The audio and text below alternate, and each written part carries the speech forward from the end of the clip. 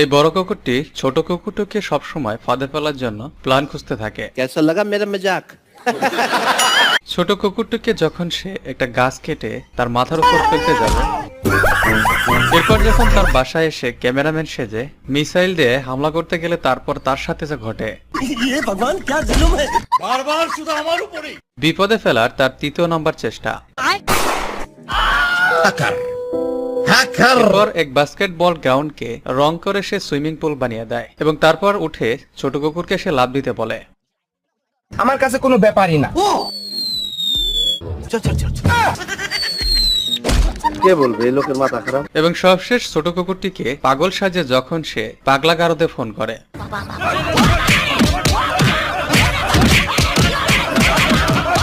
সুটিয়ে লাল করে দেবো, নোংরামি বার করবো।